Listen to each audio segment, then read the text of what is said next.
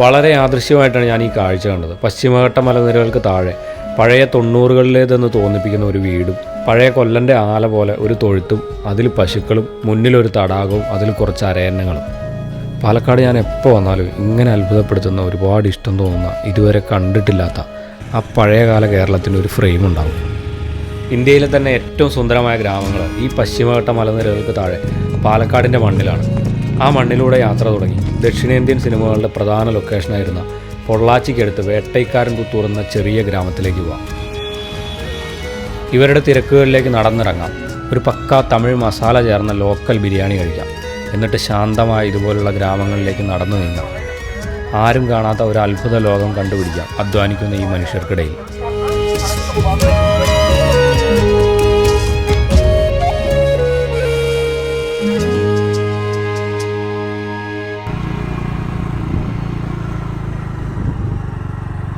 Welcome to raw life. ഞാനിപ്പോൾ പാലക്കാടേക്കുള്ള യാത്രയിലാണ്. ഒരു 2 ദിവസം കൊണ്ട് നമുക്ക് കാണാൻ പറ്റിയ പാലക്കാടിൻ്റെ ഉൾനാടൻ ഗ്രാമങ്ങളും അതുപോലെ പാലക്കാടിൻ്റേതായിട്ടുള്ള ഭക്ഷണങ്ങളൊക്കെ കഴിച്ചിട്ട് തിരിച്ചു വരാൻ പറ്റിയ ഒരു യാത്രയിലാണ്. ഞാൻ ഒറ്റയ്ക്കുള്ള യാത്രയല്ല, എൻ്റെ കൂടെ ഒരു സുഹൃത്തുണ്ട്, ജെയ്സൺ. പുള്ളി വെഡ്ഡിങ് ഫോട്ടോഗ്രാഫറാണ്. പുള്ളിയുടെ വീട് മൂവാറ്റുപുഴയാണ്. പുള്ളി കൊച്ചി ബേസ്ഡായിട്ട് വർക്ക് ചെയ്യുന്ന ഒരു വെഡ്ഡിങ് ഫോട്ടോഗ്രാഫറാണ്. അപ്പോൾ ഞങ്ങൾ ഒന്നിച്ച് വർക്ക് ചെയ്യുന്ന ആളുകളാണ്. അപ്പോൾ പുള്ളിയും കൂടെ ഈ യാത്രയിലുണ്ട്. ഇപ്പോൾ ഞങ്ങൾ ആലത്തൂർ ഭാഗത്തുനിന്നും കൊല്ലങ്കോടേക്ക് പോയിക്കൊണ്ടിരിക്കുകയാണ്. ഇത്തവണ ബൈക്കിലാകാൻ യാത്ര എന്ന് കരുതിയൊരു ഉദ്ദേശമുണ്ട്. നമ്മുടെ ബഡ്ജറ്റ് ഒന്നുകൂടി ഒന്ന് കുറയ്ക്കുകയും ചെയ്യാം. പെട്ടെന്ന് നമുക്ക് എളുപ്പത്തിൽ തിരിക്കാനോ പോകാനോ ഒക്കെ അങ്ങനെ ഒരു എളുപ്പമുണ്ട്. ഈ കാണുന്ന പാടവരമ്പ് ചെന്ന് നിൽക്കുന്നത് നമ്മുടെ മലയാള സിനിമകളായിട്ടുള്ള കൂമനൊക്കെ ഷൂട്ട് ചെയ്ത ഒരു വീടിൻ്റെ ലൊക്കേഷനിലാണ്. ഇതാണിത് ബൈക്ക് കൊണ്ട് വന്നതിൻ്റെ ഒരു ഗുണം. നമ്മൾ വന്ന സമയം കുറച്ച് മോശമായിപ്പോൾ അല്ലേ? വെയിൽ ശരിക്കും കനത്ത് നിൽക്കുന്ന സമയം. ഒരുപക്ഷെ നല്ല മഴയുള്ള സമയത്തോ അല്ലെങ്കിൽ ഈ പാടം മുഴുവൻ നെല്ല് വിളഞ്ഞ് കതിരായിട്ട് നിൽക്കുന്ന സമയത്തോ ഒക്കെ ആണെങ്കിൽ കാണാൻ കുറച്ചുകൂടെ നല്ല ഭംഗിയുണ്ടാകും കേട്ടോ. ഇപ്പോഴും മോശമല്ല, ഓരോ സമയത്തും ഓരോ ഭംഗിയാണ്. ആലത്തൂരിൽ നിന്ന് കൊല്ലങ്കോടേക്ക് പോകുന്ന വഴിക്ക് വലിയ നെൽപ്പാടങ്ങളൊക്കെ, കുറേ നെൽപ്പാടങ്ങളൊക്കെ ഉള്ളൊരു സ്ഥലമുണ്ട്. അപ്പോൾ ആ നെൽപ്പാടത്തിന് ഇടതുവശത്തായിട്ട് ഉള്ളിലേക്ക് കയറിയിട്ടാണ് ഈ വീടുള്ളത്. അപ്പോൾ ഈ വീട്ടിലിപ്പോൾ സ്റ്റേ ഒക്കെ ഉണ്ട്. നമുക്ക് ആർക്ക് വേണമെങ്കിലും സ്റ്റേ ചെയ്യാവുന്നതേ ഉള്ളൂ.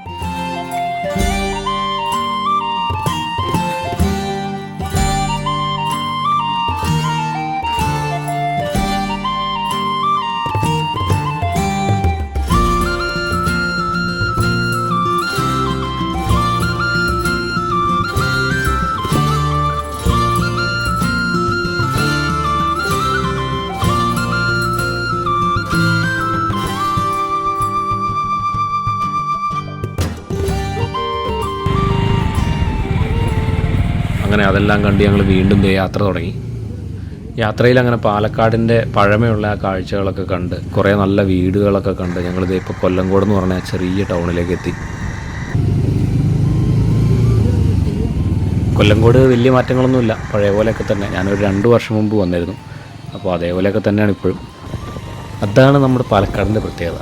എനിക്കൊരു പഴയ കേരളത്തിലൂടെ യാത്ര ചെയ്യുന്ന ഫീല് കിട്ടണോ, ആ ഒരു വൈബ് കിട്ടണോ, പാലക്കാടേക്ക് പോരെ. ഇവിടെ നിന്ന് നമുക്ക് ഊണ് കഴിക്കാനുള്ളൊരു പരിപാടി നോക്കാം. ഞാൻ ഇന്നാൾ വന്നപ്പോൾ ഒരു സ്ഥലത്ത് പോയി ഊണ് കഴിക്കും. നല്ല അടിപൊളി ഊണ്. അവിടെ ഒന്ന് പോയി നോക്കാം. ഇവിടെ കണ്ടിട്ട് ഇന്ന് ക്ലോസ്ഡ് ആണോ, ഊണില്ലെന്ന് തോന്നുന്നു. പാലക്കാടിൻ്റെ ഏറ്റവും പ്രത്യേകതയുള്ളൊരു കാര്യം എന്ന് പറഞ്ഞാൽ പാലക്കാടിൻ്റെ ഒരു ലളിതമായ ജീവിതമാണ്. നമ്മുടെ നെല്ലിയാമ്പതി മലനിരകൾക്ക് താഴെ അങ്ങനെ നമുക്ക് കാണാൻ പറ്റിയ ലളിതമായ ജീവിതങ്ങളും വീടുകളും ആളുകളും ഒക്കെ ഉള്ളൊരു സ്ഥലമാണിത്. ഞാൻ മുമ്പ് വന്നിട്ടുള്ളൊരു സ്ഥലമാണ്. ഇവിടെ പെരിങ്ങോട്ടുശ്ശേരി കളം എന്ന് പറഞ്ഞിട്ട്. അപ്പോൾ ഇവിടെ ഇന്ന് വന്നെന്ന് പറഞ്ഞാലും ഭക്ഷണം കഴിക്കാനായിട്ട് വന്നതാണ്. ഇതിനോട് ചേർന്ന് നമുക്ക് ഭക്ഷണം കിട്ടുന്ന ഒരു റെസ്റ്റോറൻ്റ്, ഒരു ചെറിയ ഹോട്ടൽ പോലെയുണ്ട്. ഇത് ശരിക്കും ഒരു വീട്ടിലെ ഊണ് സെറ്റപ്പിൽ ഭക്ഷണമൊക്കെ കിട്ടുന്നൊരു സ്ഥലമാണ്. പക്ഷേ ഇന്ന് ഇത് അടച്ചിട്ടേക്കുവാണ്. അപ്പോഴാണ് അവിടെ ശർക്കര വയ്ക്കാൻ നിൽക്കുന്ന ഒരു ചേട്ടനെ കണ്ടില്ല. പുള്ളി പറഞ്ഞു ഇവിടെ നിന്ന് ഒരു 5 കിലോമീറ്ററോടെ പോയി കഴിഞ്ഞിട്ടുണ്ടെങ്കിൽ നല്ലൊരു ഹോട്ടലുണ്ട്. നമ്മുടെ വിനീത് ശ്രീനിവാസനൊക്കെ ഷൂട്ടിങ്ങിൻ്റെ സമയത്ത് വന്ന് ഫുഡ് കഴിച്ചിട്ടുള്ള ഭയങ്കര ഫേമസ് ആയിട്ടുള്ളൊരു ഹോട്ടലാണ് അയ്യപ്പാസ് എന്ന് പറഞ്ഞ ഒരു ഹോട്ടൽ. അപ്പോൾ അവിടെ പോയി നമുക്ക് ചോറ് കഴിക്കാം. എടച്ചിറ ജംഗ്ഷനിൽ വെച്ചത് ബാക്കിൽ അയ്യപ്പൻ ഹോട്ടൽ ഞങ്ങൾ സ്പോട്ട് ചെയ്തു. അപ്പോൾ എനിക്കൊരു ഫുഡൊന്ന് കഴിച്ചിട്ട് വരട്ടെ, നല്ല വിശപ്പുണ്ട്. ഇവിടെ എത്തിയപ്പോഴാണ് ശരിക്കും മനസ്സിലാവുന്നത്, ഒരു ചെറിയ പലചരക്ക് കട, ഒരു ഹോട്ടൽ, ഒരു അമ്പലം, ഇത്രയുമുള്ള ഒരു ചെറിയ ജംഗ്ഷൻ, ഒരു വലിയ ഗ്രാമത്തിൻ്റെ ഉള്ളിലുള്ള ചെറിയൊരു ഹോട്ടൽ. അങ്ങോട്ടേക്ക് ഭക്ഷണം കഴിക്കാൻ വരുന്നത് ഒരുപാട് ദൂരെ നിന്നുള്ള ആളുകളൊക്കെ വന്ന് ഭക്ഷണം കഴിക്കുന്നൊരു സ്ഥലം. കേരള രാഷ്ട്രീയത്തെപ്പറ്റിയും ഇന്ത്യൻ സമ്പദ്ഘടനയെപ്പറ്റിയൊക്കെ വലിയ ചർച്ചകൾ നടക്കുന്ന ഒരു ചെറിയ ഗ്രാമത്തിലെ ചെറിയ ജംഗ്ഷൻ. രാഷ്ട്രീയം പാലക്കാടിൻ്റെ ചൂട് പോലെ സത്യമായിട്ട് നിൽക്കുമ്പോഴും ഇവിടുത്തെ രുചിയുള്ള സ്നേഹമുള്ള ഭക്ഷണം പാലക്കാടിൻ്റെ രാഷ്ട്രീയത്തെയും ചൂടിനെയൊക്കെ മാറ്റി നിർത്തി ആളുകളെ ഇങ്ങനെ ഒരുമിപ്പിച്ച് സന്തോഷിപ്പിക്കുന്നൊരു കാഴ്ച നമുക്കിവിടെ കാണാം. ഞങ്ങൾ വന്നപ്പോൾ നല്ല തിരക്കായിരുന്നു. ഏതാണ്ട് ഒരു 10 മിനിറ്റോളം വെയിറ്റ് ചെയ്തപ്പോഴത്തേക്കും സീറ്റൊക്കെ കിട്ടി.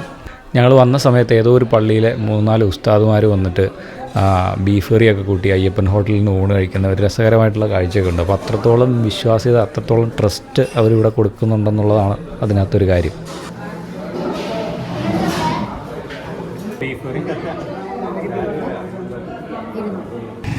എന്തായാലും ഫുഡിൻ്റെ കാര്യത്തിലൊന്നും പറയാനില്ല, അടിപൊളി ഫുഡ്.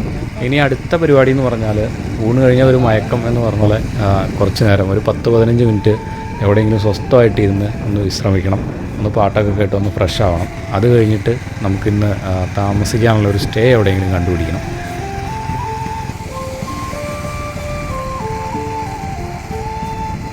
ഈ ഒരു സ്ഥലം കൊള്ളാം അല്ലേ? സൈഡിൽ കൂടി ഒരു കനാലൊക്കെ ഒഴുകുന്നുണ്ട്. വലിയ ആൾത്തിരക്കും ബഹളമൊന്നുമില്ല, ശാന്തമായൊരു സ്ഥലം. ഇവിടെ കുറച്ച് നേരം ഇരുന്ന് നമുക്ക് കുറച്ച് നേരം വിശ്രമിച്ചിട്ടൊക്കെ പോവാം. ഞങ്ങൾ 2 പേര് ഊണ് കഴിച്ചു. ചിക്കൻ കറി ഉണ്ടായിരുന്നു, ബീഫ് കറി ഉണ്ടായിരുന്നു, എല്ലാം കിട്ടിലും ഫുഡ്. മൊത്തം 200 രൂപയുള്ളൂ. അതാണ് അതിനകത്ത് ഹൈലൈറ്റ്. ഈ വരുന്ന വെള്ളം ഇത് ഏതോ ഒരു ഡാമിൽ നിന്ന് വരുന്നതാണ് എന്നെനിക്ക് തോന്നുന്നു. ഇതിവിടുത്തെ കൃഷിക്കായിട്ട് ഉപയോഗിക്കാൻ വേണ്ടിയാണ്. അതായത് ഈ റോഡിൻ്റെ 2 സൈഡിലും മാവിൻ തോട്ടങ്ങളാണ്. അപ്പോൾ ആ തോട്ടങ്ങളിലേക്കൊക്കെ കൃഷിക്ക് വേണ്ടി ഉപയോഗിക്കുന്ന വെള്ളമാണ് ഈ വരുന്നത്.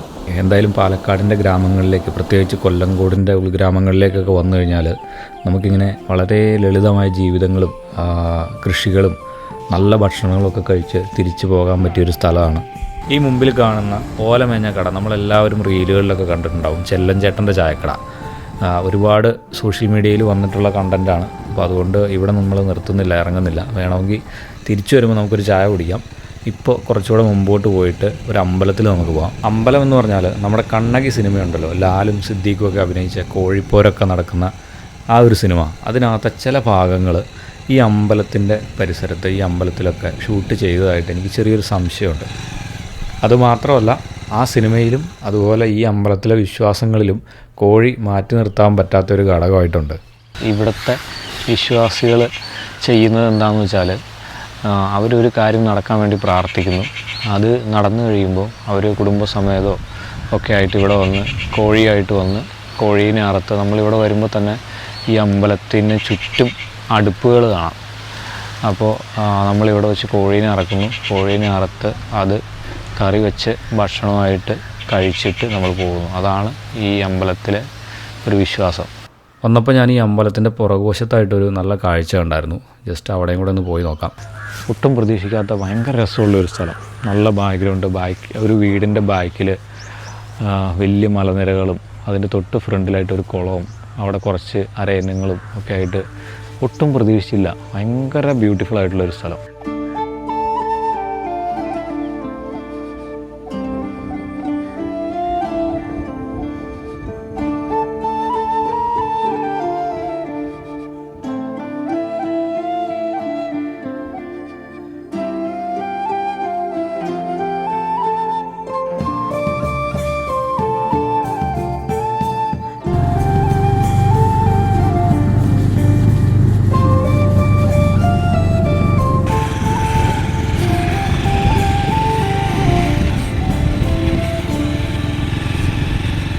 ഇനി നമുക്കൊരു ചായ കുടിക്കാം. ഉറപ്പായിട്ട് നമുക്ക് ചെല്ലൻ ചേട്ടൻ്റെ കടയിൽ നിന്ന് കുടിക്കാം. ചായ കുടിച്ചുകൊണ്ടിരുന്നപ്പോൾ ഞാൻ ആലോചിച്ചൊരു കാര്യം, ഈ ഒരു ചായക്കട ആളുകളൊക്കെ അറിഞ്ഞ് തുടങ്ങുന്നതിന് മുമ്പുള്ള മൂപ്പരുടെ ഒരു ജീവിതവും അതിനുശേഷം ഉറപ്പായിട്ടും വരുമാനത്തിലൊക്കെ വലിയ മാറ്റങ്ങളുണ്ടായിട്ടുണ്ടാവും. ഈ ഒരു ലോകത്ത് ഒരു പരിചയമില്ലാത്ത ഒരാൾക്ക് മറ്റൊരാളുടെ ജീവിതം ഒരു പൈസ പോലും മുടക്കില്ലാതെ ഒറ്റ ദിവസം കൊണ്ട് രക്ഷപ്പെടുത്താൻ പറ്റും. അതുപോലെ തന്നെ നശിപ്പിക്കാനും പറ്റും.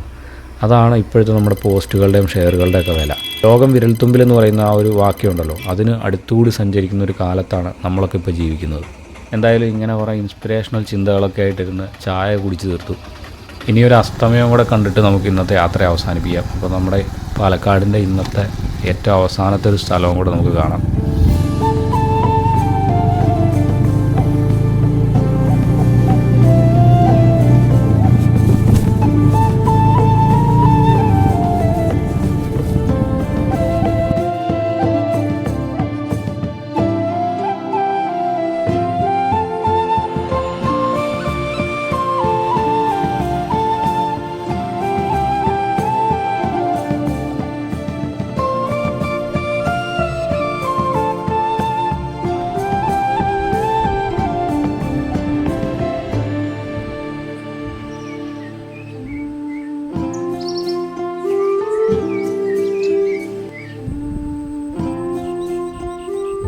ഞങ്ങളുടെ പാലക്കാട് യാത്രയിൽ ഇന്നത്തെ അവസാനത്തെ സ്ഥലമായി താമരക്കുളം.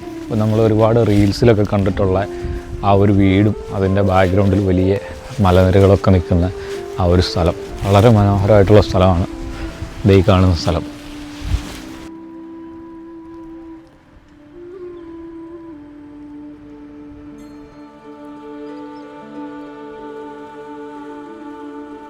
ഇത്രയും സുന്ദരമായി കേരളമൊക്കെ കാണുമ്പോൾ എനിക്ക് തോന്നുന്നൊരു കാര്യം, നമ്മുടെയൊക്കെ ഈ ജീവിതം ചിലപ്പോൾ മറ്റു പല ആളുകളുടെയൊക്കെ ഒരു ആയുഷ്കാല സ്വപ്നമായിരിക്കും.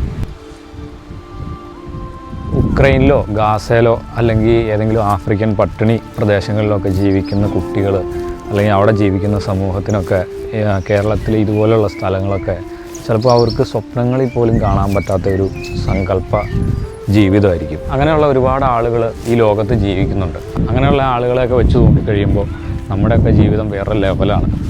അപ്പോൾ അതിന് നമ്മളെ ഇവിടെ സൃഷ്ടിച്ച ദൈവത്തിനോട് അല്ലെങ്കിൽ നമ്മളെ ഇവിടെ സൃഷ്ടിച്ച നമ്മുടെ സൃഷ്ടാവിനോട് നന്ദി പറയണം.